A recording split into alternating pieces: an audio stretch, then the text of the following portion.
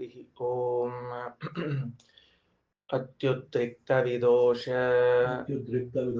सत्सुखमः ज्ञानैकतानप्रभा सर्वप्राभव शक्तिभोगबल सत्सारात्मदिव्याकृतिम् सृष्टिस्थान निरोध नित्यनियति ज्ञानप्रकाशावृत्ति ध्वान्ता मोक्ष विमोक्षदम् हरिमजम् नित्यं सदोपास्महे ಸರಿ 328ನೇ ಪುಟದಲ್ಲಿ ಪಾಠ ನಡೀತಾ ಅದ. ಇದಿಷ್ಟು ಭಾಷ್ಯ ಆದ್ರ ಈಗ 2ನೇ ಅಧ್ಯಾಯ ಮುಕ್ತಾಯವಾಗ್ತದೆ. ಇಷ್ಟು ಭಾಷ್ಯ ಆಗಬೇಕು ಮೊದಲು, ಇವತ್ತಷ್ಟು ಮುಗಿಸೋಣಂತ. ಯೋ ದೇವಾನಾಂ ನಾಮಧಾ ಏಕ ಏವ ಇತಿ ಶ್ರುತೇಶ್ಚ ಭಗವತಃ ಏವ ವಸ್ವಾದಿ ನಾಮಾನಿ. ಮೊದಲನೇದಾಗಿ ಇಲ್ಲಿ ಆಚಾರ್ಯರ ಇವತ್ತಿನ ಪಾಠದ ಭಾಷ್ಯದಲ್ಲಿ ಏನು ಪ್ರಾರಂಭ ಆಗ್ಲಿಕ್ಕದ ಅಂತಂದ್ರೆ, ಎಲ್ಲಾ ದೇವತೆಗಳ ನಾಮಗಳು ಭಗವಂತನ ನಾಮಗಳೇ ಅಲ್ಲವೇನು ಅಂತ ಪ್ರಶ್ನೆ ಮಾಡ್ಲಿಕತ್ತಾರ.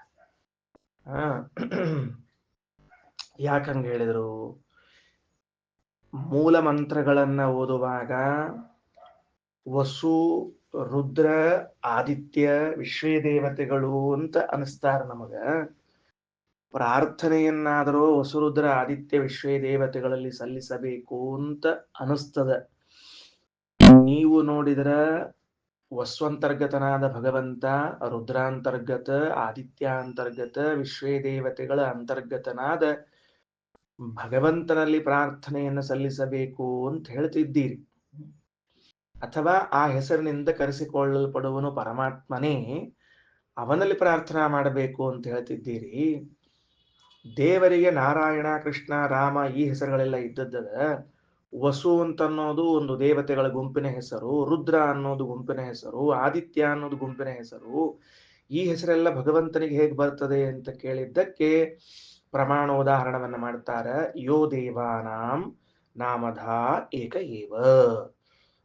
ದೇವತೆಗಳ ನಾಮವೆಲ್ಲವೂ ಭಗವಂತನ ನಾಮ. ಏನ್ ತಪ್ಪು ಕಲ್ಪನಾ ಆಗ್ಬಾರ್ದು. ಅವು ದೇವತೆಗಳ ನಾಮ ಅಂತ ಕಲ್ಪನಾ ಆಗ್ಯದ. ಅಲ್ಲ, ಎಲ್ಲವೂ ಭಗವಂತನ ನಾಮಗಳೇ. ಅವುಗಳಲ್ಲಿ ಕೆಲವನ್ನ ದೇವತೆಗಳಿಗೆ ಇಟ್ಟಿದ್ದಾರೆ. ಹೀಗೆ ಅರ್ಥ ಮಾಡಿಕೊಳ್ಬೇಕು.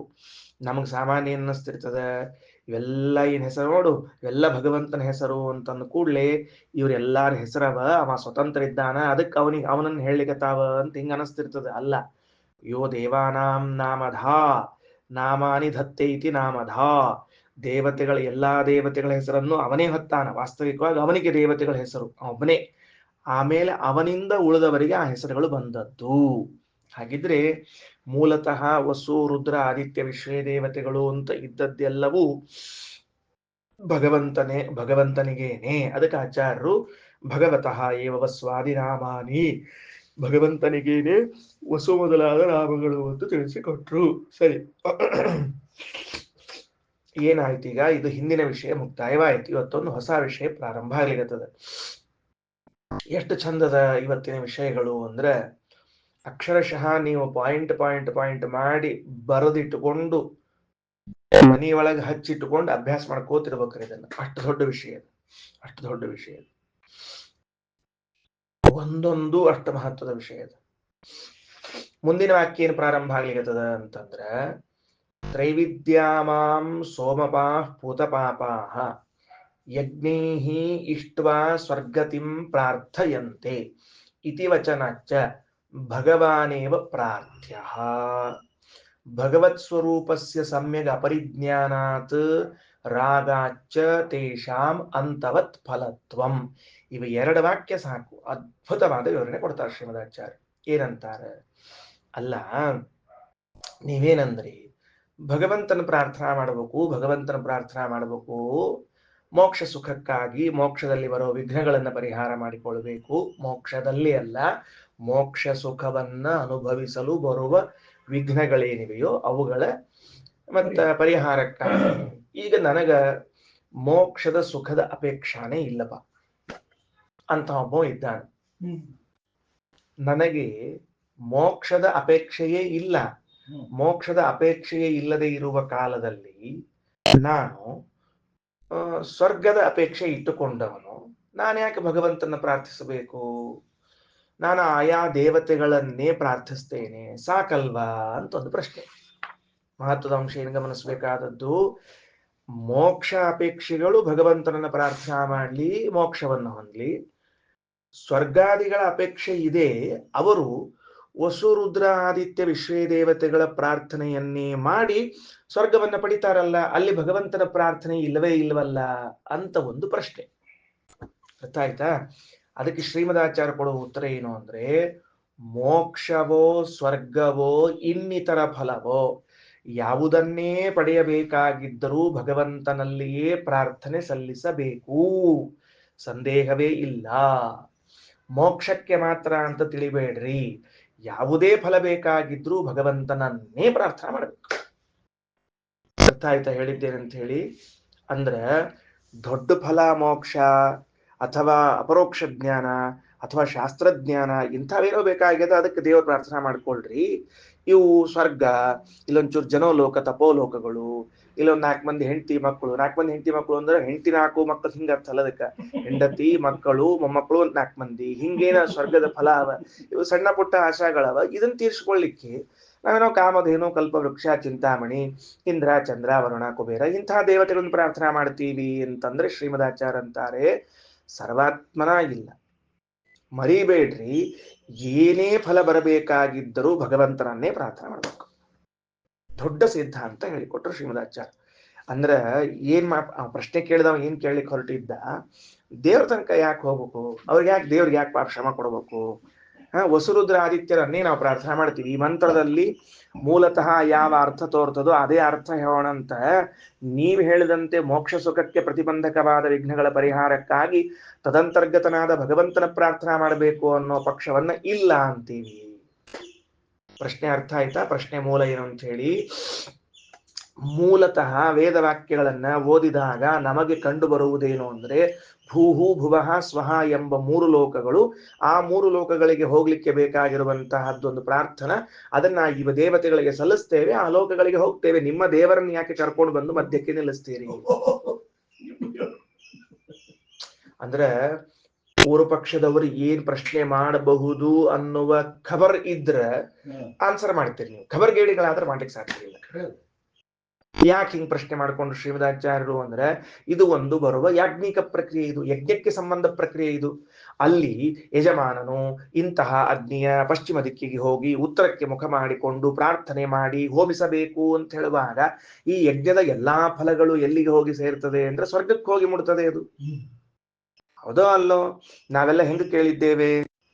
ಹಾಗಾದರೆ ಶ್ರೀಮದಾಚಾರ್ಯರಿಗೆ ಈಗ ವ್ಯವಸ್ಥೆ ಏನ್ ಮಾಡ್ಬೇಕಾಗಿದೆ, ನಾವು ಒಂದು ಮಂತ್ರದ ಅರ್ಥ ಹೇಳ್ತಿದ್ದೀವಿ, ಆ ಮಂತ್ರದಲ್ಲಿ ಮೂಲಾರ್ಥ ಒಂದು ಕಂಡು ಬರ್ಲಿಕ್ಕತ್ತದ ನಮಗೆ. ಮೂಲದಲ್ಲಿ ಏನ್ ಮಂತ್ರಾರ್ಥ ಕಂಡು ಬರ್ಲಿಕ್ಕತ್ತದ ಅಂದ್ರೆ, ಇತರ ದೇವತೆಗಳ ಪ್ರಾರ್ಥನಾ ಸಲ್ಲಿಸಿದರೆ ಸಾಕು ಸ್ವರ್ಗವನ್ನು ಪಡಿತೇವೆ. ದೇವರ ಪ್ರಾರ್ಥನಾ ಯಾಕೆ ಮಾಡಬೇಕು? ಶ್ರೀಮದಾಚಾರ್ಯರೇ, ನೀವು ಈ ಮಂತ್ರಕ್ಕೆ ಅರ್ಥ ಏನ್ ಮಾಡ್ಲಿಕ್ಕತ್ತೀರಿ ಅಂದ್ರೆ, ಭಗವಂತನಲ್ಲಿ ಪ್ರಾರ್ಥನಾ ಸಲ್ಲಿಸಬೇಕು ಅನ್ನೋ ಅರ್ಥದಲ್ಲಿ ಮಾಡ್ತಾ ಇದ್ದೀರಿ, ನಾವು ಒಪ್ಪೋದಿಲ್ಲ. ಚಂದದಲ್ಲಿ ಪೂರ್ವಪಕ್ಷ ಬಹಳ ಚಂದದ ತಿಳಿತೀರಿ ವಿಷಯ ಅಂತ ಹೇಳಿ. ಶ್ರೀಮದಾಚಾರ್ಯರ ವ್ಯಾಖ್ಯಾನ ಬಹಳ ಶ್ರೇಷ್ಠ, ಬಹಳ ಗಂಭೀರ ಎಂಬುದಕ್ಕೆ ಇದೇ ನಾವು ತಿಳಿಯಬೇಕು. ಆದ್ದರಿಂದ ಏನಾಯಿತು, ವಸು ಮೊದಲಾದ ದೇವತೆಗಳಲ್ಲಿ ಯಾಕೆ ನಾವು ಪ್ರಾರ್ಥನಾ ಸಲ್ಲಿಸಬೇಕು? ದೇವರಲ್ಲಿ ದೇವತೆಗಳು ಸಲ್ಲಿಸ್ತೇವೆ, ಭಗವಂತನಲ್ಲಿ ಬೇಡ ಅಂದ್ರೆ, ನಾ ಇದನ್ನ ಯಾಕೆ 2-3 ಸಲ ಹೇಳಿಗತ್ತೀನಿ, ಸ್ವಲ್ಪ ಜೀರ್ಣ ಆಗಲಿ ಅನ್ನೋ ಉದ್ದೇಶದಿಂದ ಹೇಳಿಗತ್ತೀನಿ. ಒಮ್ಮೆ ಧಡಲ್ ಅಂತ ಹೋಗ್ಬಿಟ್ರೆ ಮುಂದೆ ಹೋಗ್ಬಿಡ್ತೀನಿ, ನಾನು ಕಲ್ಪನಾ ಬರೋದಿಲ್ಲ. ಆಚಾರ್ಯನ್ ಉತ್ತರ ಕೊಡ್ಲಿಕ್ಕತ್ತಾರ, 2 ಉತ್ತರ ಕೊಟ್ರು. ಇಲ್ಲ, ಇಲ್ಲಿ ದೇವತೆಗಳ ಪ್ರಾರ್ಥನಾ ಸಲ್ಲಿಸಲಾಗ್ತಿಲ್ಲ, ಇಲ್ಲಿ ಸಲ್ಲಿಸಲಾಗ್ತಾ ಇರೋದು ಭಗವಂತನಲ್ಲಿ ಪ್ರಾರ್ಥನಾ. ಅಲ್ರಿ, ವಸು ಮೊದಲಾದ ಎಲ್ಲ ದೇವತೆಗಳ ಹೆಸರದ, ಮತ್ತೆ ನೀವು ಇದನ್ನ ಪ್ರಾರ್ಥನಾ ಅನ್ಲಿಕ್ಕತ್ತಿರಲ್ಲ ಅಂದ್ರೆ, ಯೋ ದೇವ ನಾಮಧ ಏಕ ಏವ. ಈ ಮಾತಿನಿಂದ ನಮಗೆ ತಿಳಿದು ಬರೋದೇನು ಅಂದ್ರೆ, ಇಲ್ಲಿ ಸಲ್ಲಿಸಲಾಗುವ ಪ್ರಾರ್ಥನಾ ದೇವತೆಗಳಲ್ಲ, ಭಗವಂತನಲ್ಲೇ. ಯಾಕ? ಎಲ್ಲಾ ನಾಮಗಳು ಭಗವಂತನ ನಾಮಗಳು, ಎಲ್ಲಾ ನಾಮಗಳು ಭಗವಂತನ ನಾಮಗಳಾದ್ರಿಂದ ಇಲ್ಲಿ ಸಲ್ಲಿಸುವ ಪ್ರಾರ್ಥನೆಯು ಭಗವಂತನಿಗೆ ಸಂಬಂಧಪಟ್ಟದ್ದು. ಹೌದು, ಕರೆಕ್ಟ್. ಓಕೆ, ಒಪ್ಪೋಣ, ಭಗವಂತನಿಗೆ ಸಲ್ಲಿಸೋದು. ಈಗ ನೀವು ಇದನ್ನ ಯಾವಾಗ ಹಿಂಗ ಅರ್ಥ ಮಾಡಬಹುದು ಅಂತಂದ್ರೆ, ಮೋಕ್ಷಾಪೇಕ್ಷಿಗಳಾಗಿದ್ದವರು ಭಗವಂತನಲ್ಲಿ ಪ್ರಾರ್ಥನಾ ಸಲ್ಲಿಸಿದ್ರು. ನಾ ಸ್ವರ್ಗಾಪೇಕ್ಷೆ ಇದ್ದೀನಿ, ಸ್ವರ್ಗಾಪೇಕ್ಷೆ ಇದ್ದೀನಿ, ನಾ ಅಂತೂ ಸಲ್ಸಂಗೇ ಇಲ್ಲ. ಆವಾಗ ಈ ಮಂತ್ರಕ್ಕೆ ನೀವ್ ಹೇಳಿದ ಅರ್ಥ ಮಾಡ್ಲಿಕ್ಕೆ ಬರುದೇ ಇಲ್ಲ. ಹೆಂಗ್ ಬರ್ತದ? ಯಾಕಂದ್ರ ಸ್ವರ್ಗದ ಅಪೇಕ್ಷೆ ಇದ್ದಾಗ ವಸುರುದ್ರಾದಿತ್ಯರನ್ನ ಪ್ರಾರ್ಥನೆ ಮಾಡಿದ್ರೆ ಸಾಕು ಅಂತೀನಿ ಅಂದ್ರೆ ಶ್ರೀಮದಾಚಾರ್ಯ ಅಂತಾರೆ, ಅವ ಮೋಕ್ಷಾಪೇಕ್ಷೆ ಇದ್ದಾನೋ ಸ್ವರ್ಗಾಪೇಕ್ಷೆ ಇದ್ದಾನೋ ಎಂಬುದು ಡಿಪೆಂಡೇ ಇಲ್ಲ ಇಲ್ಲಿ. ಪ್ರಾರ್ಥನಾ ಅನ್ನು ಸಲ್ಲಿಸಬೇಕಾಗಿದ್ರೆ ಭಗವಂತನಲ್ಲಿಯೇ ಮುಗಿದು ಚಾಪ್ಟರ್ ಕ್ಲೋಸ್ ಅಂತ ಅನಿಸ್ಬಿಟ್ರದ ಆಚಾರ್ಯ. ಗೊತ್ತಾಯ್ತಾ ಹೇಳಿದ್ದೇನೆ ಅಂತ ಹೇಳಿ? ಅಂದ್ರೆ ಶ್ರೀಮದಾಚಾರ್ಯರು ಗೀತಾವಾಕ್ಯವನ್ನು ಉದಾಹರಣೆ ಮಾಡ್ಲಿಕ್ಕೆ ತ್ರೈವಿದ್ಯಾ ಮಾಂ ಸೋಮಪಾ ಪುತಪಾಪ ಯಜ್ಞೈರಿಷ್ಟ್ವಾ ಸ್ವರ್ಗತಿಂ ಪ್ರಾರ್ಥಯಂತೆ ಇತಿ ವಚನಾತ್. ಹೀಗೆ ಮಾತಿದ್ದದ್ದರಿಂದ ನಮಗೇನ್ ತಿಳಿದು ಬರ್ತದ ಅಂದ್ರೆ, ತ್ರೈವಿಧ್ಯರು ಅಂತ ಒಂದು ಗುಂಪು. ಯಾರವರು ತ್ರೈವಿಧ್ಯರು? ಮಾಡುವ ಪ್ರತಿಕರ್ಮದಲ್ಲೂ ಭಗವದ್ ಅನುಸಂಧಾನ ಇರುವುದಿಲ್ಲ. ಹೆಜ್ಜೆ ಹೆಜ್ಜೆಗೆ ಭಗವಂತನ ಅನುಸಂಧಾನ ಬೇಕು ಇಲ್ಲ. ಆದರೆ ಒಳ್ಳೆ ಶಾಸ್ತ್ರೀಯವಾಗಿ ಯಜ್ಞವನ್ನ ಮಾಡ್ತಾರೆ, ಪಾಪ ಪರಿಹಾರ ಮಾಡಿಕೊಳ್ತಾರೆ, ಸೋಮಪಾನವನ್ನ ಮಾಡ್ತಾರೆ, ಭಗವಂತನನ್ನು ಕುರಿತೇ ಯಜ್ಞವನ್ನ ಮಾಡ್ತಾರೆ, ಉದ್ದೇಶ ಭಗವದ್ ಉದ್ದೇಶವಾಗಿ. ಕೊನೆಗೆ ಏನ್ ಮಾಡ್ಬಿಡ್ತಾರ ಅಂದ್ರೆ ಕೃಷ್ಣಾರ್ಪಣೆ ಹಾಕ್ತಾರೆ. ಕೃಷ್ಣಾರ್ಪಣೆ ಹಾಕ್ತಾರೆ. ಸಿಕ್ತಿಲ್ಲ ಈಗ ಯಾರು ಎಂಥವ್ರು ಅಂತ ಹೇಳಿ. ಇದೇ ನೋಡ್ರಿ, ವೈಷ್ಣವಕೃತ ಯಾಗ ಅವೈಷ್ಣವಕೃತ ಯಾಗದಲ್ಲಿ ವ್ಯತ್ಯಾಸ. ಇಷ್ಟೇ ವ್ಯತ್ಯಾಸ. ವೈಷ್ಣವರು ಮಾಡುವ ಯಾಗದಲ್ಲಿ, ವೈಷ್ಣವರು ಅಂದ್ರೆ ವಿಷ್ಣು ಸರ್ವೋತ್ತಮತ್ವ ಜ್ಞಾನಿಗಳು, ಅವೈಷ್ಣವರು ಅಂದ್ರೆ ವಿಷ್ಣು ಸರ್ವೋತ್ತಮತ್ವ ಜ್ಞಾನ ಇಲ್ಲದೇ ಇದ್ದವರು ಮಾಡುವ ಯಜ್ಞ ಹಿಂಗಿರ್ತದ ಅಂದ್ರೆ, ನಾವು ಮಾಡುವಾಗ ಪ್ರತಿ ಹೆಜ್ಜೆ ಹೆಜ್ಜೆಗೂ ಕೂಡ ಭಗವಂತನ ಪ್ರಾರ್ಥನೆ ಮಾಡ್ತೀವಿ, ಕೊನೆಗೆ ಕೃಷ್ಣಾರ್ಪಣೆ ಅಂತೀವಿ. ಅವರು ಪ್ರತಿ ಹೆಜ್ಜೆ ಹೆಜ್ಜೆಗೂ ಭಗವಂತನ ಇಲ್ಲ, ಕೊನೆಗೊಮ್ಮೆ ಕೃಷ್ಣಾರ್ಪಣೆ ಅಂದ್ಬಿಡ್ತಾರೆ. ಅದಕ್ಕೆ ವೇದಿಷ್ಠರು ಬರೀತಾರೆ, ಪ್ರತಿ ಕರ್ಮ ಭಗವದ್ ಅನುಸಂಧಾನ ರಹಿತಾ, ಪ್ರತಿಯೊಂದು ಕರ್ಮದಲ್ಲೂ ಭಗವಂತನ ಅನುಸಂಧಾನ ಇರುವುದಿಲ್ಲ. ಅವಸಾನೆ ಕೊನೆಗೆ ಸ್ವಕೃತಂ ಉತ್ತಮ ಬುದ್ಧಿಯ ಭಗವತ್ಯರ್ಪಯಂತಿ, ನಾವು ಮಾಡಿದ್ದು ಉತ್ತಮ ಎನ್ನುವ ಬುದ್ಧಿಯಿಂದ ಭಗವಂತನಿಗೆ ಸಮರ್ಪಣೆ ಮಾಡಿಬಿಡ್ತಾರ. ಇವರೇ ತ್ರೈವಿಧ್ಯರು. ಅದು ಮುಖ್ಯ ವಿಷಯ, ಸೈಡ್ ಇಡ್ರಿ. ಏನ್ ಬಂತು?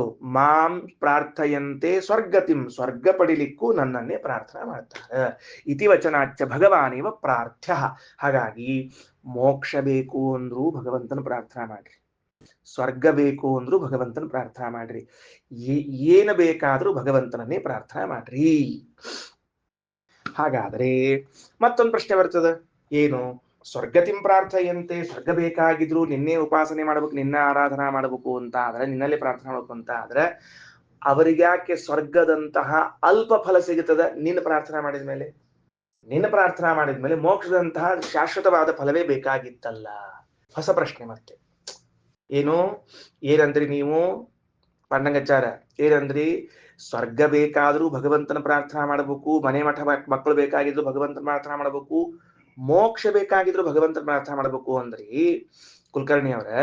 ಹಂಗಿದ್ರ ಭಗವಂತನನ್ನೇ ಪ್ರಾರ್ಥನಾ ಮಾಡಿದ ಮೇಲೆ ನಮಗೆ ಅಲ್ಪ ಫಲ ಯಾಕೆ ಸಿಗ್ಬೇಕು? ಶಾಶ್ವತ ಫಲವೇ ಸಿಗಬೇಕಲ್ಲ, ಪರ್ಮನೆಂಟ್ ಆಗಿ ಸಿಗಬೇಕು ಅಂದ್ರೆ ಅದಕ್ಕೆ ಉತ್ತರ ಕೊಡ್ತಾರೆ ಶ್ರೀಮದಾಚಾರ್ಯ. ಏನಂತಾರೆ? ಭಗವತ್ ಸ್ವರೂಪಸ್ಯ ಸಮ್ಯಗ ಅಪರಿಜ್ಞಾನಾತ್.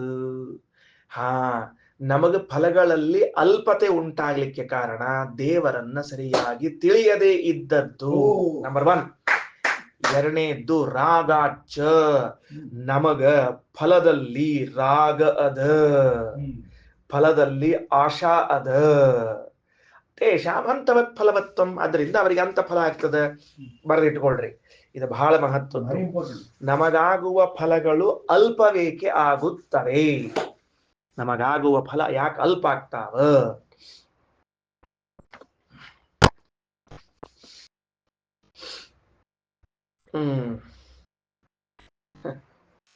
ಬಹಳ ಮಹತ್ವ.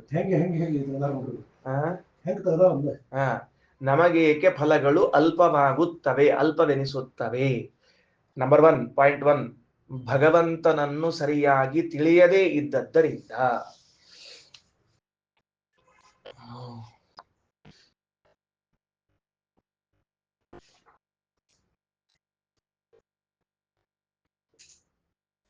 ನಂಬರ್ 2 ಏನು? ಫಲದಲ್ಲಿ ಅಪೇಕ್ಷೆ ಇದ್ದದ್ದರಿಂದ.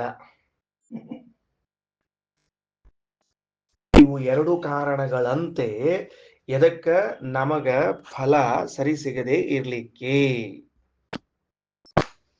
ಫಲ ಅಲ್ಪವಾಗಲಿಕ್ಕೆ ಕಾರಣ ಇವು. ಫಲವು ಅಲ್ಪವಾಗಲಿಕ್ಕೆ ಕಾರಣ ಇದು. ಹಾಗಾದರೆ ಶ್ರೀ ಏನಾಯ್ತು? 3 ವಾಕ್ಯಗಳನ್ನು ಓದಿದ್ವಿ. ಯೋ ದೇವಾನಾಂ ನಾಮಧ ಏಕ ಏವ ಇತಿ ಶ್ರುತೇಶ್ಚ ಭಗವತಃ ಏವ ಸ್ವಾದಿನಾಮಾನಿ. ಇಲ್ಲಿ ಬಂದಿರುವಂತಹ ಪ್ರಾರ್ಥನಾ ಇದು ಭಗವಂತನ ಪ್ರಾರ್ಥನಾ ಅಂತ ಇಟ್ಕೋಬೇಕೇ ಹೊರತಾಗಿ ಇತರ ದೇವತೆಗಳ ಪ್ರಾರ್ಥನಾ ಅಂತ ಇಟ್ಕೋಬಾರದು. ಯಾಕ? ಮೊದಲನೇ ಕಾರಣ, ಎಲ್ಲಾ ನಾಮಗಳು ಭಗವಂತನ ನಾಮಗಳಾಗ್ಯಾವ. ಆದ್ರಿಂದ ಇಲ್ಲಿ ಬಂದ ವಸ್ವಾದಿ ನಾಮಗಳು ಭಗವಂತನ ನಾಮಗಳೇ, ಪ್ರಾರ್ಥನಾ ಅವನಿಗೆ ಸಲ್ಲಿಸಬೇಕು. ಅದರ ಮೇಲೆ ಒಂದು ಪ್ರಶ್ನೆ, ಮೋಕ್ಷಾಪೇಕ್ಷಿಗಳಾದವ್ರು ಬೇಕಾದ್ರೆ ಭಗವಂತನಲ್ಲಿ ಪ್ರಾರ್ಥನಾ ಸಲ್ಲಿಸ್ಲಿ, ನನಗಂತೂ ಮೋಕ್ಷಾಪೇಕ್ಷೆ ಇಲ್ಲ, ಸ್ವರ್ಗಾಪೇಕ್ಷೆ ಅದ, ನಾ ಯಾಕೆ ಭಗವಂತನ ಸಲ್ಲಿಸಬೇಕು? ಅಪ್ಪ, ನಿನಗೆ ಸ್ವರ್ಗವೋ ಮೋಕ್ಷವೋ ಪ್ರಶ್ನೆ ಇಲ್ಲ ಇರೋದು. ನೀನ್ ಪ್ರಾರ್ಥನಾ ಸಲ್ಲಿಸಬೇಕಾಗಿದ್ರೆ ದೇವರಲ್ಲೇ ಸಲ್ಲಿಸಬೇಕು, ಸ್ವರ್ಗ ಬೇಕಾಗಿದ್ರು ಕೂಡ. ಹೌದಾ? ಅದಕ್ಕೇನು ಪ್ರಮಾಣ? ಕೃಷ್ಣ ವಾಕ್ಯ ಪ್ರಮಾಣ. ತ್ರೈವಿದ್ಯಾ ಮಾಂ ಸೋಮಪಾ ಭೂತಪಾಪ ಯಜ್ಞೇರಿಷ್ಟ್ವಾ ಸ್ವರ್ಗತಿಂ ಪ್ರಾರ್ಥಯಂತೆ ಅನ್ನುವಂತಹದ್ದು. ಹೌದು. ಹಾಗಾದ್ರೆ ಸ್ವರ್ಗಾಪೇಕ್ಷಿಗಳಾದವರು ಮೋಕ್ಷಾಪೇಕ್ಷಿಗಳಾದವರು ಎಲ್ಲರೂ ಕೂಡ ಭಗವಂತನಲ್ಲೇ ಪ್ರಾರ್ಥನಾ ಸಲ್ಲಿಸಬೇಕು ಅಂತ ಆದ್ರೆ, ಮೋಕ್ಷಾಪೇಕ್ಷಿಗಳು ಸಲ್ಲಿಸಿದ ಪ್ರಾರ್ಥನೆಗೆ, ದೇವರಲ್ಲಿ ಸಲ್ಲಿಸಿದ ಪ್ರಾರ್ಥನೆಗೆ ಅವ್ರಿಗೆ ಮೋಕ್ಷವೆಂಬ ದೀರ್ಘ ಫಲ ಕೊಡ್ತೀರಿ, ಸ್ವರ್ಗಾಪೇಕ್ಷಿಗಳು ಸಲ್ಲಿಸಿದ ಪ್ರಾರ್ಥನೆಗೆ ಅಂತ ಫಲ ಯಾಕೆ ಕೊಡ್ತೀರಿ ಅಂತ ಪ್ರಶ್ನೆ ಬಂದರೆ ಉತ್ತರ ಕೊಡ್ತಾರೆ ಶ್ರೀಮದಾಚಾರ್ಯರು. ಅದಕ್ಕೆ 2 ಕಾರಣ. ಮೊದಲನೆಯದ್ದು, ಭಗವಂತನನ್ನ ಸರಿಯಾಗಿ ತಿಳಿದಿಲ್ಲ. ಎರಡನೆಯದ್ದು, ಫಲದಲ್ಲಿ ಅಪೇಕ್ಷಾ ಅದ. ಮೋಕ್ಷಾಪೇಕ್ಷಿಗಳಲ್ಲಿ ಫಲಾಪೇಕ್ಷೆ ಇಲ್ಲ, ಭಗವಂತನನ್ನ ಸರಿಯಾಗಿ ತಿಳಿದಿದ್ದಾರೆ. 2 ಅಂಶ ಅಲ್ಲಿ ಆಡ್ ಆಗ್ತದೆ, ಇಲ್ಲಿ ಮೈನಸ್ ಆಗ್ತದೆ. ನೆನಪಿಟ್ಕೊಳ್ರಿ. ಉದಾಹರಣೆಗೆ, ನಾನು ಸ್ವರ್ಗಾಪೇಕ್ಷೆ ಇದ್ದೀನಿ ಅಂತ ಇಟ್ಕೊಳ್ರಿ. ನನ್ನಲ್ಲಿ ಏನ್ ದೋಷದ ಅಂದ್ರೆ, ನಾನು ಭಗವಂತನನ್ನ ಸರಿಯಾಗಿ ತಿಳಿದಿಲ್ಲ. ನನಗೆ ಸ್ವರ್ಗ ಇಂಪಾರ್ಟೆಂಟ್ ಅದ, ಭಗವಂತ ಇಂಪಾರ್ಟೆಂಟ್ ಅದ. ಮೋಕ್ಷಾಪೇಕ್ಷಿಗಳು ಭಗವಂತನನ್ನ ಸರಿಯಾಗಿ ತಿಳಿದಿದ್ದಾರೆ, ಅವರಿಗೆ ಭಗವಂತನ ಪ್ರೀತಿ ಇಂಪಾರ್ಟೆಂಟ್ ಅದ, ಸ್ವರ್ಗ ಮೋಕ್ಷ ಇಂಪಾರ್ಟೆಂಟ್ ಇಲ್ಲ. ಸರಿ ಆಯ್ತಾ? ತತ್ವ ತಿಳಿತಾ ಏನಂತ ಹೇಳಿದ್ದು. ಇದು 2ಕ್ಕೂ ಪ್ರಮಾಣವನ್ನ ಹೇಳ್ತಾರೆ. ಏನಂತ? ನತು ಮಾಂ ಅಭಿಜಾನಂತಿ ತತ್ವೇನ ಅತಶ್ಚವಂತಿತೆ. ತತ್ವೇನ ಮಾಂ ನ ಅಭಿಜಾನಂತಿ, ಸರಿಯಾಗಿ ನನ್ನನ್ನು ತಿಳಿದುಕೊಳ್ಳುವುದಿಲ್ಲ. ಅತಃ ಅವರು ಚವಂತಿ, ಜಾರ್ತಾರ, ಬೀಳ್ತಾರ, ಸ್ವರ್ಗದಿಂದ ಕೆಳಗೆ ಹೋಗ್ಬಿಡ್ತಾರ. ಗತಾಗತಂ ಕಾಮಕಾಮ ಲಭಂತೆ ಇತಿ ವಚನಾತ್. ಗತಾಗತಂ ಕಾಮಕಾಮ, ಫಲಾಪೇಕ್ಷೆ ಇದ್ದವ್ರು ಹೋಗೋದು ಬರೋದು ಹೋಗೋದು ಬರೋದು ಆಗ್ತಿರ್ತದ, ಇತಿ ವಚನಾತ್. ಎಷ್ಟು ಚಂದ ವಾಕ್ಯ! ಶ್ರೀಮದಾಚಾರ್ಯರ ವ್ಯಾಖ್ಯಾನ ಪರಮಾದ್ಭುತ ವ್ಯಾಖ್ಯಾನ. ರುಚಿ ರುಚಿ ಬರ್ತದೆ, ರಸರಸ ಬರ್ತದೆ. ಹೌದು, ಸಂತೋಷ. ಈಗ ಸರಿಯಾಗಿ ಜ್ಞಾನ ಇಲ್ಲ, ಆದ್ದರಿಂದ ಅಂತ ಫಲ ಅಂತಂದಿದ್ರಿ. ಮತ್ತೆ ಸರಿಯಾದ ಜ್ಞಾನ ಅಂದ್ರೆ ಏನು? ಈಗ ಒಂದು ವೇಳೆ ಆ ತ್ರೈವಿಧ್ಯರು ಭಗವಂತನನ್ನ ಸರಿಯಾಗಿ ತಿಳ್ಕೊಂಡ್ಬಿಟ್ಟಿದ್ರು ಅಂತಾದ್ರೆ ಅವರ ಪ್ರಾರ್ಥನೆಗೂ ಮೋಕ್ಷವೇ ಸಿಗ್ತಿತ್ತು ಅಂದ್ರೆ ಆ ಸರಿಯಾದ ಜ್ಞಾನ ಅಂದ್ರೆ ಏನು ಅಂತಂದ್ರೆ ಬರೆದಿಟ್ಕೊಳ್ರಿ. ಭಗವಂತನನ್ನ ಸರಿಯಾಗಿ ತಿಳಿದುಕೊಳ್ಳುವುದು ಎಂದರೆ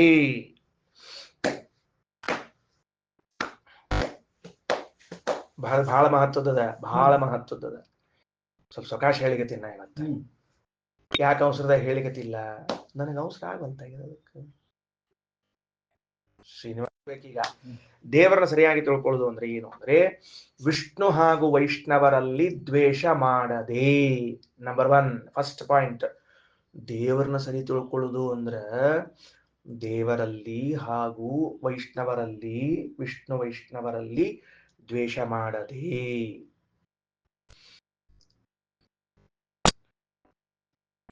ತಾರತಮ್ಯ ಜ್ಞಾನ ಪೂರ್ವಕವಾಗಿ.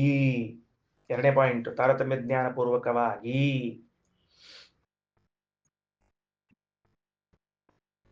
ಮೂರನೇದ್ದು, ವಿಷ್ಣು ಸರ್ವೋತ್ತಮತ್ವ ಜ್ಞಾನವೇ ಸರಿಯಾದ ಜ್ಞಾನ.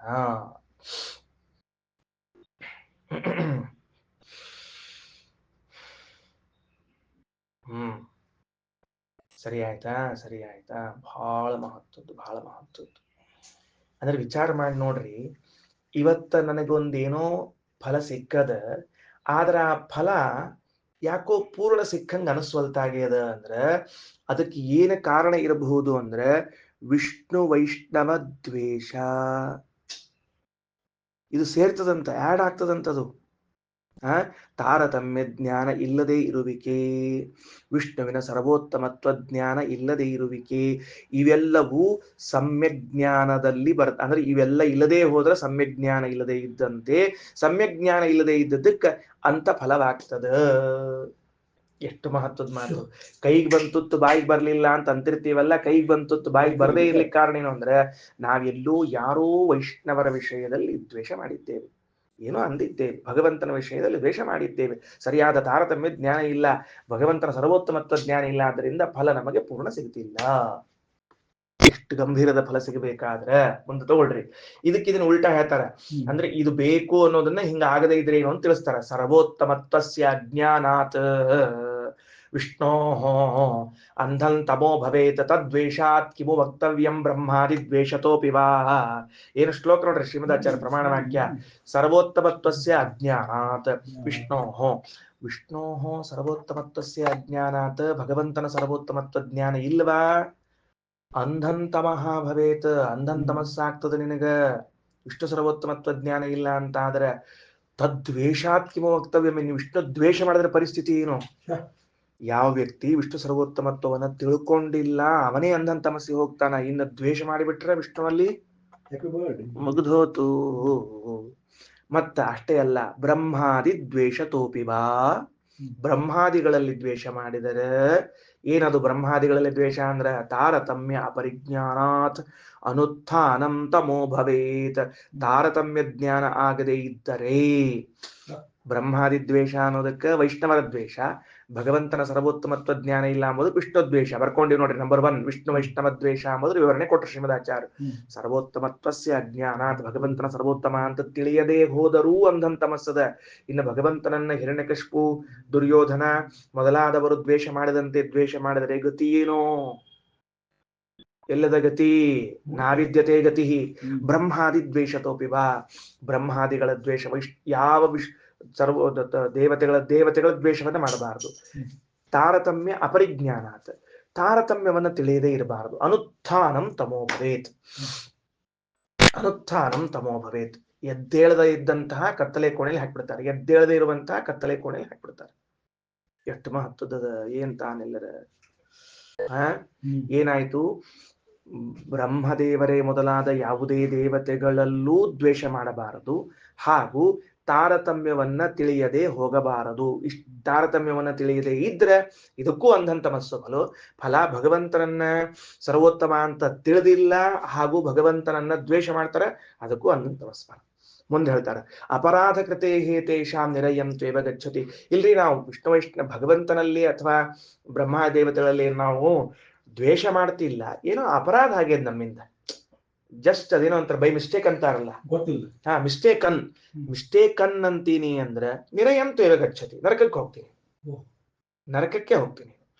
ಬ್ರಹ್ಮಾದಿ ದೇವತೆಗಳಲ್ಲಾಗಬಹುದು, ಭಗವಂತನ ವಿಷಯದಲ್ಲಾಗಲಿ ಕಾದಾಚಿತ್ಕ ಅಪರಾಧ, ಎಂದೋ ತಿಳಿಯದೆ ಅಪರಾಧವನ್ನ ಮಾಡಿದರೆ ನರಕಾದಿಗಳನ್ನು ಹೊಂದುತ್ತೀಯ. ತಿಳಿತಾ? ಬಹಳ ಮಹತ್ವದ. ಮುಂದೆ ಹೇಳ್ತಾರ ಇನ್ನೊಂದು ಮಾತು ಇದ್ರ ಮುಂದಿಂದು. ಅಲ್ರಿ, ದೇವ್ರ ವಿಷಯದಲ್ಲಿ ಅಪರಾಧ ಮಾಡಿದ್ರೆ ಮಾಡ್ಕೋಲ್ರಿ, ಯಾಕಂದ್ರೆ ನರಕಕ್ಕೆ ಹಾಕ್ಲಿ.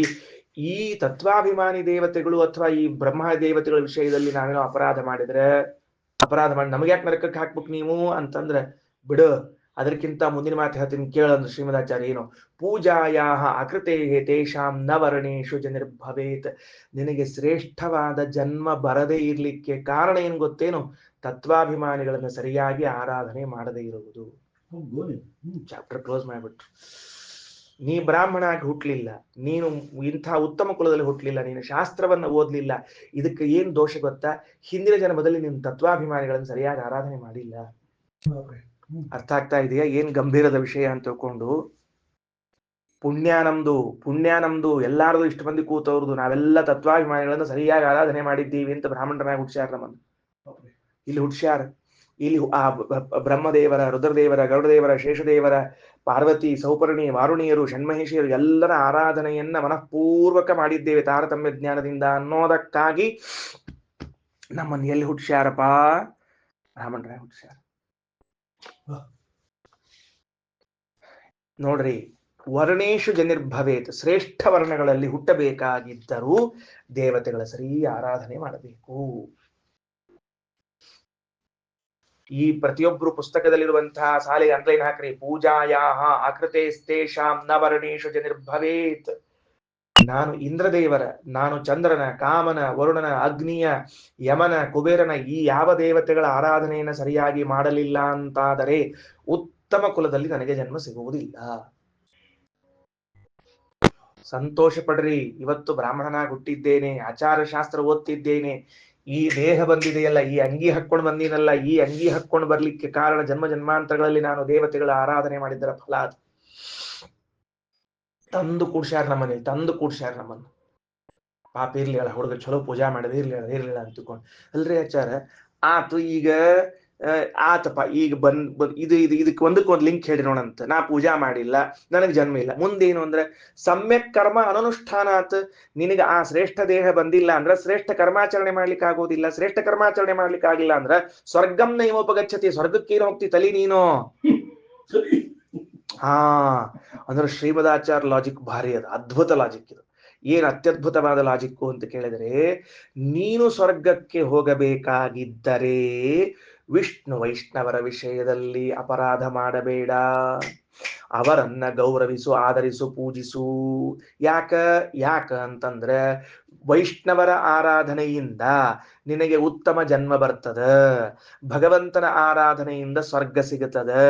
ಹಾಗಾದ್ರೆ ತ್ರೈವಿಧ್ಯರೆನಿಸಿಕೊಂಡವರು ಉತ್ತಮ ಕುಲದಲ್ಲಿ ಜನಿಸಿ ಸ್ವರ್ಗವನ್ನ ಪಡಿತಾರೆ. ಇದಕ್ಕೆ ಕಾರಣ ಏನು, ಅಂತ ಫಲ ಯಾಕೆ ಬಂತು, ವಿವರಣೆ ಕೊಟ್ಟಿದ್ದಾರೆ ನೋಡ್ರಿ.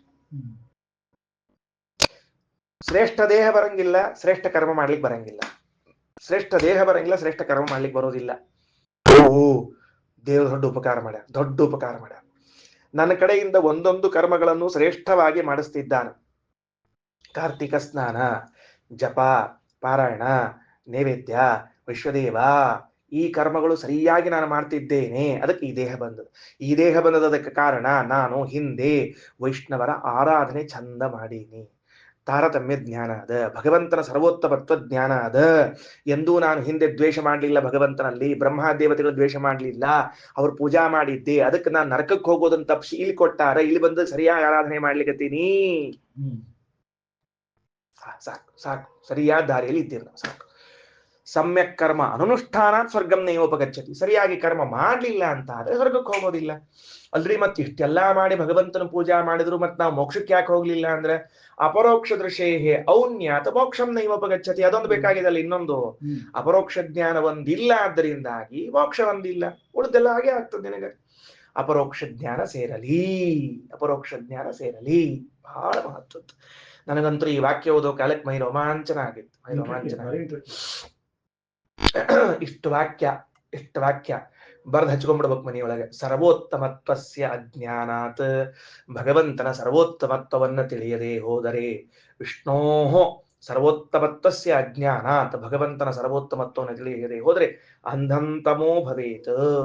ಅಲ್ರಿ ನೀ ಅಜ್ಞಾನ ಇದ್ದದಕ್ಕೆ ಹೊಂಟಿಯಪ್ಪಿ, ಇನ್ನೇನ್ರ ದ್ವೇಷ ಗೀಷ ಮಾಡಿದ್ರೆ ಮುಗದ ಹೋತ್ ನಿನ್ ಕಾರ್ಯಕ್ರಮ. ತದ್ವೇಷಾತ್ ಕಿಮು ವಕ್ತವ್ಯಂ, ಭಗವಂತನಲ್ಲಿ ದ್ವೇಷ ಮಾಡಿದ್ರೆ ಏನಂತ ಹೇಳಬೇಕು. ಬ್ರಹ್ಮಾದಿ ದ್ವೇಷತೋಪಿವ, ಏನು ಶ್ರೀಮದಾಚಾರ್ಯ ವಾಕ್ಯ, ಬ್ರಹ್ಮಾದಿಗಳಲ್ಲಿ ದ್ವೇಷ ಮಾಡಿದ್ರು ಅಂಧಂ ತಮಸ್ಸೇ. ತಾರತಮ್ಯ ಅಪರಿಜ್ಞಾನಾತ್, ಭಗವಂತ ದೇವತೆಗಳ ತಾರತಮ್ಯವನ್ನು ತಿಳಿದಿಲ್ಲ. ಅನುತ್ಥಾನಂ ತಮೋಭವತಿ ಅಂತ ಹೇಳುವುದೇ ಇಲ್ಲ. ಅಪರಾಧ ಕೃತೆ ದ್ವೇಷಾಂ, ಇಲ್ರಿ ನಾವು ದ್ವೇಷ ಏನ್ ಮಾಡಿಲ್ಲ, ಎಂದೋ ಬೈ ಮಿಸ್ಟೇಕನ್ ಅಪರಾಧ ಮಾಡಿದ್ದೀವಿ, ನರಕಕ್ಕೆ ಹೋಗ್ತೀಯ ನೀನು. ಪೂಜಾಯಾ ಅಕೃತೆ ತೇಷಾಂ, ದೇವತೆಗಳ ಪೂಜಾ ಮಾಡ್ಲಿಲ್ಲ ನೀನು ಅಂತಾದ್ರೆ ನ ವರ್ಣೇಶು ಜನಿರ್ಭವೇತ್, ಉತ್ತಮ ವರ್ಣಗಳಲ್ಲಿ ನಿನಗೆ ಜನ್ಮವಿಲ್ಲ, ಉತ್ತಮವಾಗಿ ಇಲ್ಲ. ಇಲ್ಲ ಏನ್ ಗಂಟು ಹೋತ್ ನಿಮ್ದು. ಸಮ್ಯಕ್ ಕರ್ಮಾನುಷ್ಠಾನಾತ್, ವಿಚಾರ ಮಾಡಿ ನೋಡು. ಬೇರೆ ವರ್ಣಗಳಲ್ಲಿ ಹುಟ್ಟಿದವರಿಗೆ ಇಷ್ಟೆಲ್ಲ ಸಮ್ಯಕ್ ಕರ್ಮಾನುಷ್ಠಾನಕ್ಕೆ ಅವಕಾಶ ಇದೆಯಾ? ಒಳ್ಳೆ ಪ್ರಶ್ನೆ ಕೇಳಿದ್ದಾರೋ ಜೈತೀರ್ಥ ಅವ್ರು. ಏನು ಅಂದ್ರೆ ಇಷ್ಟೆಲ್ಲಾ ಶ್ರಮ ಮಾಡಿಕೊಂಡು ಪಟ್ಟು ಮ್ಯಾಲ ಈ ವರ್ಣಕ್ಕೆ ಬಂದು ಇಲ್ಲಿ ಬಂದ ಮೇಲೆ ವಿಮುಖರಾಗಿ ಬಿಡ್ತಾರಲ್ಲ, ಸಂಧ್ಯಾನ ದೇವ್ರ ಪೂಜೆ ಎಲ್ಲ ಬಿಟ್ಬಿಡ್ತಾರಲ್ಲ ಅಂತ ಕೇಳಿದ್ರೆ, ಇದಕ್ಕೆ ಕಾರಣ ಏನು ಅಂದ್ರೆ ಅವರು ಜನ್ಮ ಜನ್ಮಾಂತರಗಳಲ್ಲೂ ಸಹಜವಾಗಿ ಕರ್ಮಗಳನ್ನ ಮಾಡಿಲ್ಲ, ಇನ್ಯಾರೋ ಪ್ರೇರಣೆಗಾಗಿ ಮಾಡಿದ್ದಾರೆ. ಉಮಾಮಹೇಶ್ವರ ಸಂವಾದದಲ್ಲಿ ಈ ಪ್ರಸಂಗವನ್ನ ಎತ್ತಿಕೊಳ್ತಾರೆ. ಪಾರ್ವತಿ ದೇವಿ ಪ್ರಶ್ನೆ ಕೇಳ್ತಾಳೆ, ಹಿಂಗ್ಯಾಕಾತ್ ಇವರಿಗೆ ಅಂತ ಕೇಳಿದ್ದಕ್ಕೆ ರುದ್ರದೇವರು ಉತ್ತರ ಕೊಡ್ತಾಳೆ, ನೋಡು ಭಾಮಿನಿ, ಅವರು ಸ್ವಂತ ಬುದ್ಧಿಯಿಂದ ಮಾಡ್ಲಿಲ್ಲ. ಅವರು ಆಜುಬಾಜು ಇದ್ದವ್ರು ನೋಡಿ, ನಾನು ಗುಪ್ಪಿಚ್ಚನ ಹಚ್ಕೊಳ್ಳಿಲ್ಲ ಅಂದ್ರೆ ಅವ್ರೇನ್ ತಿಳ್ಕೊತಾರ ಅಂತ ಇವ್ರು ಹಚ್ಕೊಂಡು ಅವ್ರು ಸಂಧ್ಯಾನ ಮಾಡ್ರ, ನಾ ಸಂಧ್ಯಾನ ಮಾಡಿ, ಇದ್ರ ಫಲವಾಗಿ ಹಿಂಗ್ ಹುಟ್ಕೊಂಡಿರ್ತಾರಂತ ಪುಣ್ಯ ಮುಗೀತದ, ಬ್ಯಾಕ್ ಟು ಪೆವಲಿಯನ್ ಮತ್ತೆ ಹೊರಟು ಹೋಗ್ಬಿಡ್ತಾರೆ. ಅದಕ್ಕೆ ಅಧಿಕ ಮಾಸ ಮಹಾತ್ಮೆ ಹೇಳೋ ಕಾಲಕ್ಕೆ ಇವರೆಲ್ಲ ಹೇಳ್ಯಾರ. ಯಾರೋ ಯಾರೋ ಯಾತ್ರಕ್ ಹೊಂಟಿದ್ರಂತ, ಇವ ಅನ್ಕೊಂಡ ಮತ್ ನಾ ಹೋಗ್ಲ ಅಂತ ಜನ ತಪ್ಪು ತಿಳ್ಕೊತಾರ ಅಂತ ಯಾತ್ರಕ್ ಹೋದ್ನಂತ. ಬಜಕಿದ್ದವ್ರನ್ನಂತ ಬರ್ರಿ ಬರ್ರಿ ಮನ್ಯಾಗ ಕೂತ್ ಏನ್ ಮಾಡ್ತೀರಿ ಬರ್ರಿ, ಹಾ ಬಿಡ್ರಿ ನಡ್ರಿ ಹೋಗೋಣ ಅಂತ ತಿಳ್ಕೊಂಡು ಹೋದ್ನಂತಿವ. ಹಿಂಗೆಲ್ಲಾ ಮಾಡಿದ್ರ ಪುಣ್ಯ ಶೇಖರಣೆ ಆಗಿರ್ತದಲ್ಲ, ಅದು ಅನಿಷ್ಟ ಪುಣ್ಯ, ಅದಿಷ್ಟು ಬಂದ್ ಹೋಗ್ಬಿಡ್ತದ ಅಂತ ಹೇಳ್ಯಾರ. ನಮ್ಮ ಸ್ವಾಮಿಗಳು ಇಲ್ಲಿ ಧಾರವಾಡದಾಗ ಉಮಾಮಹೇಶ್ವರ ಸಂವಾದ ಪ್ರವಚನ ಮಾಡೋ ಕಾಲಕ್ಕೆ ಈ ವಿಷಯವನ್ನು ಎತ್ತಿ ಹೇಳಿದ್ರು. ಹಿಂಗಾಗಿತ್ತು, ಅದಕ್ಕೆ ಹಿಂಗಾಗ್ಯದ ಅಂತ ತಿಳ್ಕೊಂಡು ಹೇಳಿದ್ರು. ಅದಕ್ಕೆ ಅದೆಲ್ಲ ಇವತ್ತೇನು ಉತ್ತಮ ಕುಲದಲ್ಲಿ ಹುಟ್ಟಿ ಶಾಸ್ತ್ರಜ್ಞಾನ ಪಡ್ಕೊಳ್ಳಾರ್ದ ಮತ್ತೆ ಸಂಧ್ಯಾವನಿ ದೇವ್ರ ಪೂಜೆ ಇಲ್ಲಿ ಎಲ್ಲಾ ಬಿಟ್ಟು ಮತ್ತೆ ರಿಟರ್ನ್ ಹೋಗ್ತಾರಲ್ಲ, ಅದು ಜನ್ಮಾಂತರದಲ್ಲಿ ಬಲವಂತಕ್ಕೆ ಮಾಡಿದ ಪುಣ್ಯ ಅವೆಲ್ಲ, ಸ್ವಂತ ಮಾಡಿದ ಪುಣ್ಯ ಅಲ್ಲ. ನಾ ಒಂದ್ ಹೇಳ್ತೀನಿ, ಇವತ್ತು ಸರ್ವಮೂಲ ಗ್ರಂಥಗಳನ್ನ ನೀವು ಓದ್ಲಿಕ್ಕೆ ಅಂದ್ರೆ ಅದಕ್ಕೆ ನನ್ನ ಬಿಟ್ಬಿಡ್ರಿ, ನೀ ಎತ್ತೋ ನನ್ನ ಸಂಬಂಧ ಇಲ್ಲ. ಅಷ್ಟು ಚಂದ ದೇವತೆಗಳು ಹರಿಸಿದ್ದಾರೆ, ನಿಮ್ಮನ್ನ ಅನುಗ್ರಹಿಸಿದ್ದಾರೆ. ಆಗ್ಲಿ ಇವನ್ಗೆ ಈ ಜನ್ಮದಾಗ ಸರ್ವಮೂಲ ಸಿಕ್ಬಿಡ್ಲಿ ಅಂತ ಅನುಗ್ರಹ ಮಾಡಿಬಿಟ್ಟಾರ ಅವ್ರು, ಮನಸ್ಫೂರ್ತಿಯಾಗಿ ಅನುಗ್ರಹ ಮಾಡ್ಯಾರ ಅವ್ರು. ಇಲ್ಲೇ ಇದ್ರೆ ನಾವು ಪುಸ್ತಕ ನಡ್ಲಿಕ್ಕೆ ಸಾಧ್ಯ ಇಲ್ಲ. ಅದಕ್ಕೆ ವ್ಯಾಸರಾಜರು ಒಂದ್ ಮಾತು ಬರೀತಾರ, ಶ್ರೀಮದ್ ಆನಂದ ತೀರ್ಥೋಪದಿಷ್ಟೋ ನಿಧಿ ನಾರಾಯಣ ಕ್ವಯಃ ಪ್ರದರ್ಶಿತೋ ಏನ ಸಮ್ಯಕ್ ಜಯತೀರ್ಥಂ ನಮಾಮಿ. ಟೀಕಾಕೃತ್ಪಾದ್ರ ಬಗ್ಗೆ ಹೇಳೋ ಕಾಲಕ್ಕ ಶ್ರೀಮದ್ ಆನಂದ ತೀರ್ಥೋಪದಿಷ್ಟೋ ನಿಧಿ, ಅದೇ ಅವ್ರ ನಿಧಿ. ಈಗ ಅವ್ರು ಹೇಳಿದ್ರಲ್ಲ ರಾಮಧ್ಯಾನಿ ಅವರು ರತ್ನ ಮುತ್ತುಗಳು ಅಂತ ತಿಳ್ಕೊಳ್ಳೋದು ಕೊಟ್ಟವ್ರು ಶ್ರೀಮದಾಚಾರ್ಯ. ಶ್ರೀಮದ್ ಆನಂದ ತೀರ್ಥೋಪದಿಷ್ಟೋ ನಿಧಿ ತೋರಿಸಿಕೊಟ್ಟವ್ರು ಟೀಕಾಕೃತ್ಪಾದರು, ವ್ಯಾಸರಾಜರು, ಮಹಾನುಭಾವರು, ವೇದೇಶ ತೀರ್ಥರು, ರಾಯರು, ರಘುತ್ತಮ ಸ್ವಾಮಿಗಳು ಅವರೆಲ್ಲ ಕೊಟ್ಟಾರ. ಅವೆಲ್ಲ ಪುಣ್ಯವಂತರು, ಭಾಗ್ಯವಂತರು. ಅವ್ರನ್ನ ಆರಾಧನೆ ಮಾಡ್ಕೋತ ಬಂದೀವಿ. ಅದಕ್ಕೊಂದು ದೃಷ್ಟಾಂತ ಸುಮ್ಮನೆ ನಿಮ್ಗೆ ಈಗ ನೆನಪಾತು ಅಂತ ಹೇಳ್ತೀನಿ. ಅವರ ಆರಾಧನೆ ಜನ್ಮ ಜನ್ಮಾಂತರಗಳಲ್ಲಿ ಸರಿ ಮಾಡೀವಿ ಅನ್ನೋದಕ್ಕನ ಆಚಾರ್ಯ ಆದ್ಮೇಲೆ ಅವ್ರ ಪೀಠದ ಪರಂಪರೆಯಲ್ಲಿ ಅವರೆಲ್ಲ ಮತ್ ಬಂದಾರ. ಯಾರ್ಯಾರು ಅನುಗ್ರಹ ಮಾಡಿದ್ರು ನೋಡ್ರಿ, ಅವರೆಲ್ಲ ಮತ್ ಬಂದಾರ. ಶ್ರೀನಿವಾಸ್ ಗೊತ್ತಾಯ್ತಾ? ಅವರೆಲ್ಲ ಮತ್ ಬಂದು ನೋಡ್ಲಿಕ್ಕತ್ತಾರ. ಏನ್ ಮಾಡಿ ಹೋದ್ಸಲ ಮಾಡಿದ್ರು ಓದ್ಲಿಕ್ಕತ್ತೀಯೋ ಇಲ್ಲೋ ಅಂತ ಅನ್ಲಿಕ್ಕತ್ತಾರ ಮತ್ ಬಂದು. ಅದಕ್ಕೆ ಸಿಕ್ಕದ್ ನಮಗೆಲ್ಲ, ಇಲ್ಲೇ ಸಿಕ್ತಿರ್ಲಿಲ್ಲ. ಸರಿ, ಮುಂದೆ ಬರ್ರಿ. ಕೌಂಟರ್ ಚೆಕ್ ಮಾಡ್ತಾರ, ಡಬಲ್ ಚೆಕ್ ಕೌಂಟರ್ ಚೆಕ್ ಎಲ್ಲ ಮಾಡ್ತಿರ್ತಾರ. ಹಾ, ಏನಾಯ್ತು ಮುಂದೆ? ಪೂರ್ವ ಗುಣೈಹಿ ದೋಷಾನ್ ಅಶಕ್ತ ಉತ್ತರೋತ್ತರ ಸ್ಥಾನದ್ವಯೋತ್ತರೇ ಶಕ್ತ ಮೋಕ್ಷೋ ನಾನಪರೋಕ್ಷಿಣ.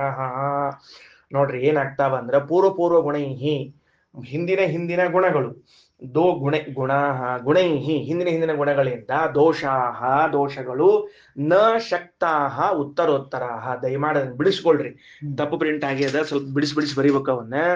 ಪೂರ್ವ ಗುಣೈಹಿ ಕಾಮ ಹಾಕೊಳ್ರಿ, ದೋಷ ಆದ್ಮೇಲೆ ಕಾಮ ಹಾಕೊಳ್ರಿ, ನ ಆದ್ಮೇಲೆ ಕಾಮ ಹಾಕೊಳ್ರಿ, ಮುಂದೆ ಶಕ್ತಾಹ ಉತ್ತರೋತ್ತರಾಹ ಅಂತ ಮುಗಿಸ್ಕೊಳ್ರಿ. ಏನ್ ಹೇಳ್ಬೇಕಾಗ್ಯದ ಅಂತಂದ್ರ, ಈಗ ನೋಡ್ರಿ, ಸ್ಥಾನದ್ವಯೋತ್ತರೇ ಶಕ್ತ ಮೋಕ್ಷ ನ ಅನಪರೋಕ್ಷಿಣ, ಮತ್ತಲ್ಲಿ ನಾನಪರೋಕ್ಷಣ ಅಂಬುದಕ್ಕೆ ಬಿಡಿಸ್ಕೋಬೇಕು ಅಲ್ಲಿಗೆ. ಆಯ್ತಾ? ಈಗ ಈ ದೋಷಗಳೇನವಲ್ಲ, ಯಾವ ದೋಷಗಳು? ಇಷ್ಟೊತ್ತು ಹೇಳಿದ್ವಲ್ಲ ದೋಷವನ್ನ. ಈ ದೋಷಗಳೇನಿವೆ, ಈ ದೋಷಗಳು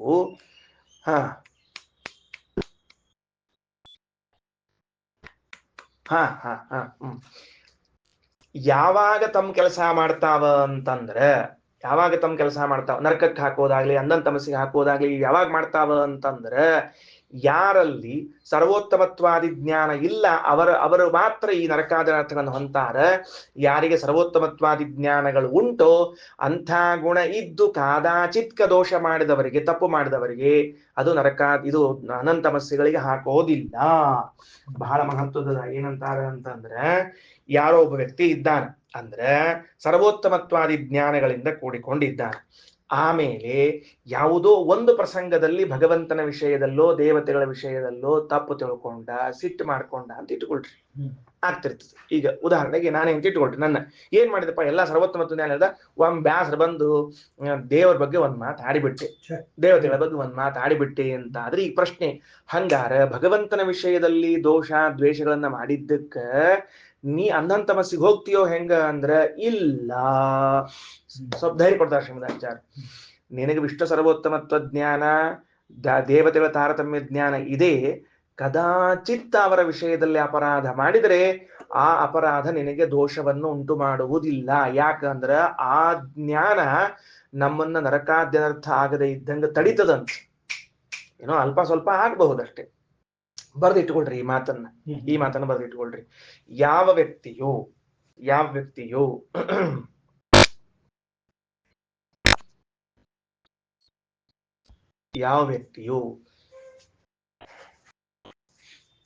ವಿಷ್ಣು ವೈಷ್ಣವ ದ್ವೇಷವನ್ನ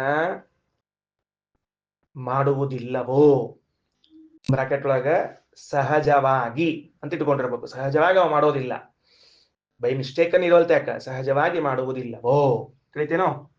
ಆದ್ರೆ ಅವ ಬೈ ಡಿಫಾಲ್ಟ್ ಮಾಡಂಗಿಲ್ಲ ಅದನ್ನ. ವಿಷ್ಣು ವಿಷ್ಣುವರ ದ್ವೇಷ ಮಾಡುವುದಿಲ್ಲವೋ, ತಾರತಮ್ಯ ಜ್ಞಾನ ಪೂರ್ವಕವಾಗಿ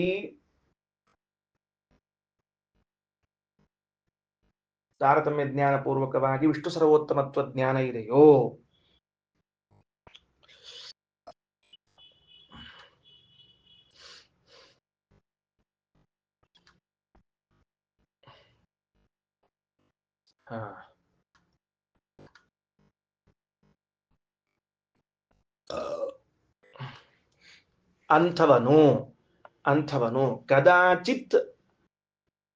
ಅಂಥವನು ಕದಾಚಿತ್ ಅಪರಾಧವನ್ನ ಮಾಡಿದರೆ, ಅಪರಾಧ ಅಂದ್ರೆ ಗೊತ್ತಾಗ್ತಿ ಈಗ, ಕದಾಚಿತ್ ಅಪರಾಧವನ್ನ ಮಾಡಿದರೆ ಏನೋ ಭಗವಂತನಲ್ಲಿ ದ್ವೇಷವನ್ನು, ಭಗವಂತನಲ್ಲಿ ದೋಷವನ್ನು ಅಂದ್ರೆ ತಿಳ್ಕೊಳ್ಳದೆ ಹೋದ್ರೆ, ಏನೋ ಒಂದಾದರೆ ಅಪರಾಧ ಮಾಡಿದರೆ, ಆಗ ಅವನಿಗೆ ಮಹಾನ್ ಅನರ್ಥಗಳು ಆಗುವುದಿಲ್ಲ.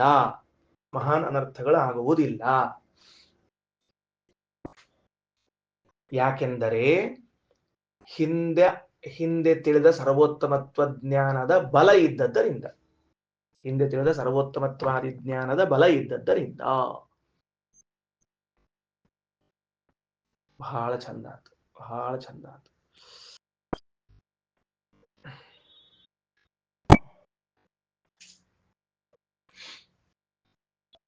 ಸರಿ ಆಯ್ತಾ. ಪೂರ್ವ ಗುಣೈ ದೋಷಾ ನ ಶಕ್ತಾ ಉತ್ತರೋತ್ತರ ಸ್ಥಾನದ್ವಯೋತ್ತರೇ ಶಕ್ತಾ ಮೋಕ್ಷೋ ನ ಅನಪರೋಕ್ಷಿಣ.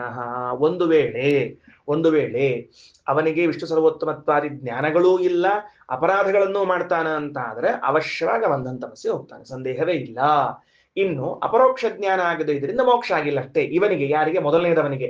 ಯಾರು ಸರ್ವೋತ್ತಮತ್ವಾದಿ ಜ್ಞಾನ ಉಳ್ಳವನಾಗಿದ್ದಾನೋ ಅವನು ಮೋಕ್ಷ ಯಾಕೆ ಆಗ್ತಿಲ್ಲ, ಮತ್ತಷ್ಟೆಲ್ಲ ಜ್ಞಾನ ಇದ್ದಾಗ ಅಂದ್ರೆ ಅಪರೋಕ್ಷ ಜ್ಞಾನ ಆಗಿಲ್ಲ. ಈಗ ನೋಡ್ರಿ, ಈಗ ಒಂದು ಮಹತ್ವದ ಅಂಶ ಬಂತು. ಹಿಂದಿನ ಪಾಠದ ಆಗಲೇ ಪಾಠದಾಗ ಈಗಿನ ಪಾಠದಾಗ ಏನು ವ್ಯತ್ಯಾಸ ಬಂತು ಅಂದ್ರೆ, ನೀ ದಿವಸ ತಿಳ್ಕೋತಿರು ವಿಷ್ಣು ಸರ್ವೋತ್ತಮತ್ವ ಜ್ಞಾನ, ದಿವಸ ಮಾಡ್ಕೋತಿರು. ಇದರ ಫಲ ಏನಾಗ್ತದೆ ಅಂದ್ರೆ, ನಮ್ಮಂಥ ಅಲ್ಪಜೀವಿಗಳು ಕದಾಚಿತ್ ದೇವರ ವಿಷಯದಲ್ಲಿ ಏನಾದ್ರೂ ಅಪರಾಧ ಮಾಡಿದ್ರೆ ಆ ಅಪರಾಧದ ವಿರುದ್ಧವಾಗಿ ಯಾವ್ದು ನಿಲ್ತದ ಅಂದ್ರೆ, ನೀ ಇಷ್ಟು ದಿವಸ ಮಾಡಿದ ಶ್ರವಣಾದಿಗಳು ಬಂದು ನಿಲ್ತಾವಂತ, ಪ್ರೊಟೆಕ್ಟ್ ಮಾಡ್ತಾವಂತ. ಪ್ರೊಟೆಕ್ಟರ್ ಅವ್ ಬಂದು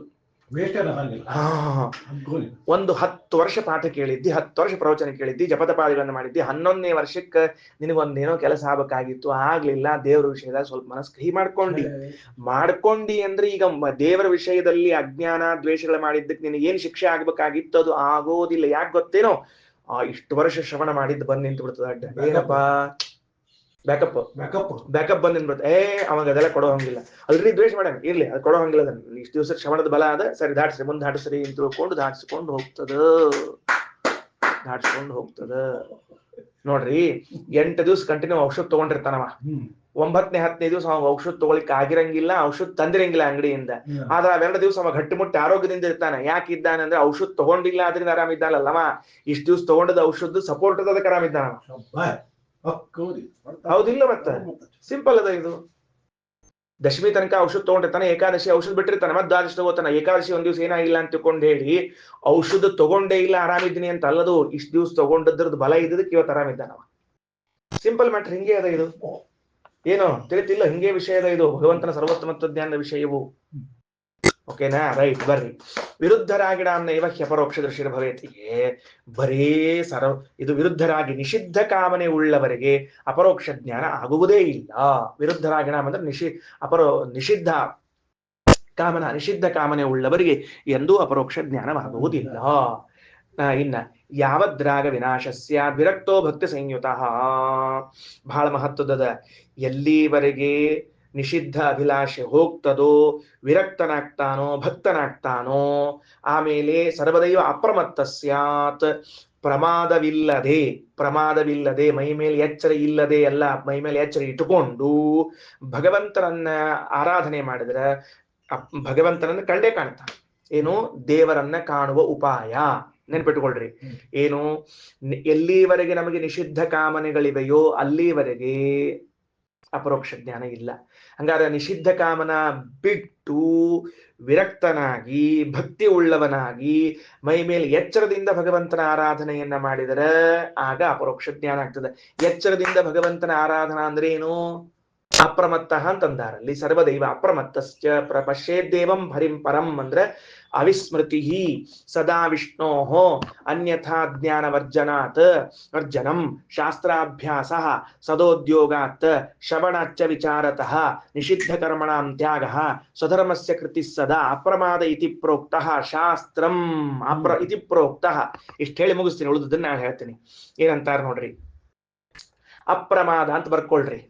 ಅಪ್ರಮಾದ ಪೂರ್ವಕ ಹರಿಭಜನೆ ಅಂತ ಬರ್ಕೊಳ್ರಿ. ಅಷ್ಟು ಸಾಕಿ ಬರ್ಕೊಳ್ರಿ ಮೊದಲು.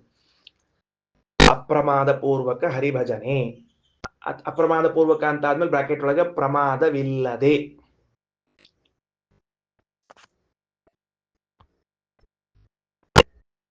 ಪ್ರಮಾದವಿಲ್ಲದೆ.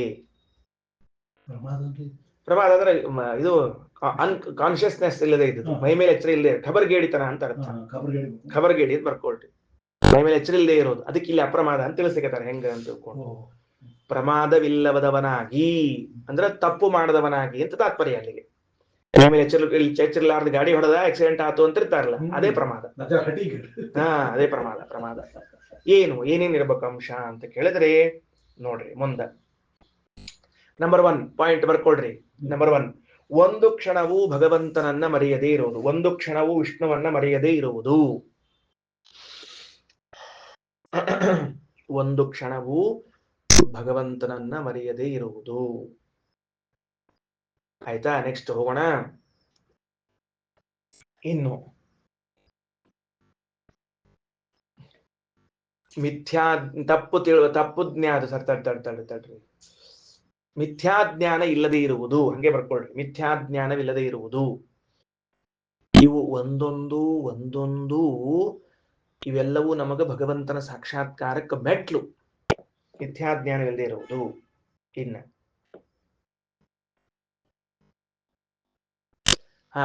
ಮೂರನೇದು ನಂಬರ್ 3, ಸ್ವಪ್ರಯತ್ನದಿಂದ ಶ್ರವಣದಿಂದ. ನಂಬರ್ 3, ಸ್ವಪ್ರಯತ್ನದಿಂದ